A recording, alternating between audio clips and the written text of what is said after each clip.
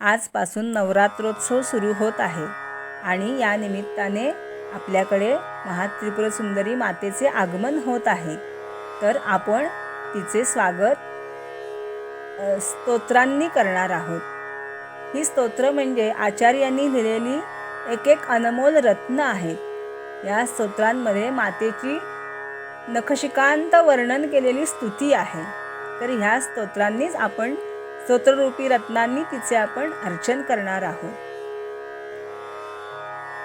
प्रथम आपण ललिता पंचरत्न स्तोत्र म्हणून तिचे अर्चन करणार आहोत आणि नंतर सौंदर्य लहरीतील निवडक श्लोकांवर वाचन करणार आहोत. तर आपण प्रथम ललिता पंचरत्न स्तोत्र म्हणूया. श्री गणेशाय नमः. अथ ललिता पंचरत्न स्तोत्रम. प्रातस्मरामि ललिता वदनारविन्दं बिम्बाधरं पृथुलमौक्तिकशोभिनासम् आकर्णदीर्घनयनं मणिकुण्डलाढ्यं मन्दस्मितं मृगमदोज्ज्वलफालदेशं प्रातर्भजामि ललिता भुजकल्पवल्लीं रत्नाङ्गुलीयलसदङ्गुलिपल्लवाढ्यां माणिक्यहेमवलयाङ्गदशोभमानां पुण्ड्रेक्षुचापकुसुमेषु सृणीर्ददानां प्रातर्नमामि ललिता चरणारविन्दं भक्तेष्टदाननिरतं भवसिन्धुपोतं पद्मासनादिसुरनायकपूजनीयं पद्माङ्कुशध्वजसुदर्शनलाञ्छनाढ्यं प्रातस्तुवे परशिवाल्ललितां भवानीं त्रय्यन्तवेद्यविभवां करुणानवद्यां विश्वस्य सृष्टिविलयस्थितिहेतुभूतां विश्वेश्वरीं निगमवाङ्मनसातिदूरां प्रातर्वदामि ललिते तव पुण्यनाम कामेश्वरीति कमलेति महेश्वरीति श्रीशाम्भवीति जगताञ्जननी परेति वाग्देवतेति वचसा त्रिपुरेश्वरीति. यश्लोकपञ्चकमिदं ललिताम्बिकायाः सौभाग्यदं सुललितं पठति प्रभाते तस्मै ददाति ललिता झटिति प्रसन्ना विद्यां श्रियं विमलसौख्यमनन्तकीर्तिं. श्री ललितांबा माता की जय.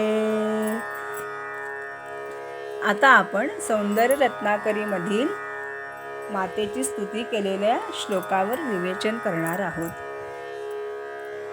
शिवशक्त्या युक्तो यदि भवति शक्तः प्रभवितुं न चेदेवं देवो न खलु कुशलः स्पन्दितुमपि अतस्त्वामाराध्यां हरिहरविरिञ्चादिभिरपि प्रणन्तुं स्तोतुं वा कथमकृतपुण्यः प्रभवति.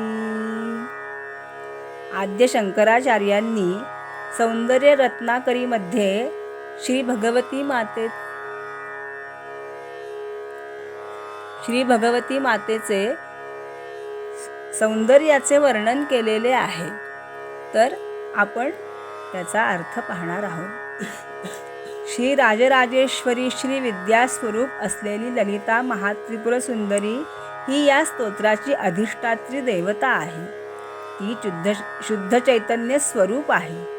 तिलाच आदिमाया, चित्शक्ती अथवा केवल शक्ती असे म्हटले आहे. शिव म्हणजे परमात्मा. हा जेव्हा शक्तीने युक्त होतो तेव्हाच तो हे सर्व कार्य करण्यास समर्थ होतो. शिवशब्दात असलेला इकार हा शक्तीचा वाचक आहे. शिवशब्दातून तो इकार काढल्यानंतर राहिलेल्या शब्दाला काही अर्थ उरत नाही. शक्तिविरहित झालेला शिव हा शवासारखा जड अचेतन बनतो. शक्तीमुळेच शिवाला देवपण आलेले आहे. शक्तीने त्याला सोडले की तो तिळमात्रही हालचाल करू शकत नाही. न खलु कुशल स्पंदितुमपि. खरोखरच स्पंदन करण्याचे सामर्थ्य त्याच्या ठिकाणी राहतच नाही. व्यवहारामध्येही वधूवर हे लक्ष्मीनारायण स्वरूप अथवा शिवशक्तीचे स्वरूपच मानले जातात. त्यात वधू ही लक्ष्मी स्वरूप असते किंवा शक्ती स्वरूप असते. शक्तीचे सहाय्य नसेल तर वर हा नारायण स्वरूप अथवा शिवस्वरूप असूनही प्रपंच क्षमता त्याच्या ठिकाणी असू शकत नाही. ही गोष्ट प्रसिद्धच आहे. तात्पर्य काय तर परमेश्वराच्या ठिकाणी कर्तुम अकर्तुम अन्यथा कर्तुम असे जे सामर्थ्य आहे ते सर्व शक्तीमुळेच आहे.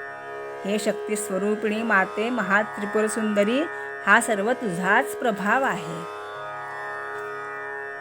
सदानंदीचा उदयोस्तु उदयोस्तु उदयोस्तु. बोल भवानी की जय. अंबा माता की जय.